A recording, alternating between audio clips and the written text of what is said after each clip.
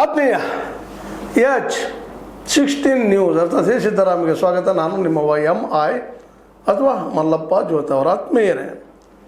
ಮಂತ್ರಿಗಿರಿ ಈಗಾಗಲೇ ಸಾಕಷ್ಟು ಜನ ಇದ್ದಾರೆ, 20 ಜನರಾಗ್ತಾರೆ ಮತ್ತು ಬೇರೆ ಅದರಲ್ಲಿ ಯಾರ್ಯಾರು ಮತ್ತೊಂದು ಚರ್ಚೆ ನಡೀತಾನೆ ಇರ್ತದೆ. ಆದರೆ ಮುಖ್ಯವಾಗಿ ನಮ್ಮ ಬೆಳಗಾವಿ ಜಿಲ್ಲೆಯವ್ರಿಗೆ ಏನಪ್ಪ ಅಂದ್ರೆ ಇಲ್ಲಿ ಯಾರಾಗ್ಬೋದು, ಜಿಲ್ಲೆ ದೊಡ್ಡದಿದೆ, ಕಾಂಪಿಟೇಷನ್ ಜೋರದ, ಅದರಲ್ಲೂ ಇಲ್ಲಿ ರಾಜ್ಯದ ರಾಜಕೀಯ ಬರೆಯುವಂಥ ಶಕ್ತಿಗಳಂಥ ನಾಯಕರಲ್ಲಿದ್ದಾರೆ.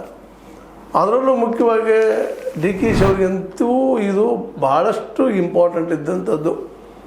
ಒಂದು ಕಡೆ ಹುಲಿ, ಇನ್ನೊಂದು ಕಡೆ ಕೆರೆ, ಎತ್ತು ಹೋಗ್ಬೇಕು ಅನ್ನೋದು ಗೊತ್ತಾಗಲಾರಂಥದ್ದು. ಮನಸ್ಸಿಲ್ಲದ ಮನಸ್ಸಿಗಾಗಲೇ ಸತೀಶ್ ಅವ್ರನ್ನ ಅವ್ರ ಶಕ್ತಿ ನೋಡಿ ಮಿನಿಸ್ಟರ್ಶಿಪ್ ಕೊಟ್ಟಾಗಿದೆ. ಇನ್ನು ಉಳಿದು ಎಷ್ಟು 1 2 ಮ್ಯಾಕ್ಸಿಮಮ್ 2 ಇಬ್ಬರಿಗೆ ಕೊಡ್ಬೋದು ಅನ್ನೋದು ಮಾತುಗಳು ಕೇಳಿ ಬರ್ತವೆ. ಇಬ್ಬರು ಯಾರು?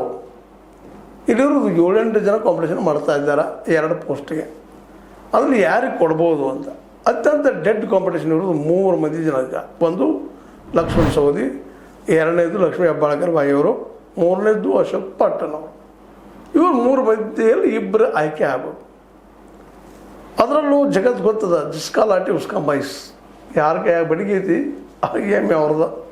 ಹೀಗಾಗಿ ಲಕ್ಷ್ಮಣ್ ಸವದಿ ಅವರು ಈಗ ಬೇರೆ ಮೇಲೆ ಕೂತಂತ ಹಕ್ಕಿದ್ದಂಗೆ ಅದಾರ. ಮತ್ತು ಅವ್ರಿಗೆ ಆಶ್ವಾಸನೆ ಕೊಟ್ಟು ತೊಗೊಂಬಂದಿದ್ದಾರೆ ಇಬ್ಬರು, DK ಶಿವಕುಮಾರ್ ಅವರು ಮತ್ತು ನಮ್ಮ ಹಿಂದಿನ ಮಾಜಿ CM ಸಿದ್ದರಾಮಯ್ಯನವರು.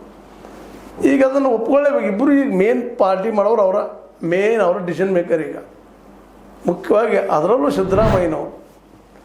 ಸಿದ್ದರಾಮಯ್ಯನವ್ರಿಗೂ ಲಕ್ಷ್ಮಣ ಸವದಿ ಬೇಡ ಅನ್ನುವಂಥ ಪರಿಸ್ಥಿತಿ ಹೋಗಿಲ್ಲ. ಯಾಕಂದ್ರೆ ಮೊದಲಿನ ಪ್ರೀತಿ ಸತೀಶ್ ಅವ್ರ ಜೊತೆಗೆ ಉಳಿದಿಲ್ಲ. ಏನು ಒಳಗೆ ಗೊತ್ತಿಲ್ಲ ಹೆಂಗದ್ರು. ಬಟ್ ಮೇಲ್ಪದ್ರೆ ಕಾಣೋದಷ್ಟು ನಾವು ಮಾತಾಡೋದಾಗ್ತದೆ. ಆ ದಿಶೆಯಲ್ಲಿ ನೋಡಿದಾಗ ಲಕ್ಷ್ಮಣ ಸವದಿ ಅವರಿಗೆ ಅವರು ಬೆಂಬಲ ಸೂಚಿಸೋ ಸಾಧ್ಯತೆಗಳು ಹೆಚ್ಚಿದ್ದಾವೆ. ಹಿಂದಾಗಿದ್ರೆ ಅನ್ಬೋದಿದ್ದೆ ನಾವು ಆಡಿದಾಗ ಹಿಂದೊಮ್ಮೆ ಆರೋಪಗಳು ಕೇಳಿ ಬಂದಿದ್ದು ನಡಕ ಸತೀಶ್ ಅವರು ಆದಷ್ಟು ಲಕ್ಷ್ಮಣ ಅವ್ರನ್ನ ಲಕ್ಷ್ಮಣ ಸವದಿ ಅವ್ರನ್ನ ದೂರ ಇಡುವಂಥ ನಿರ್ಣಯಗಳನ್ನ ಹೇಳ್ತಾಯಿದ್ರು, ಮಾಡ್ತಾಯಿದ್ರು ಅಂತೇಳಿ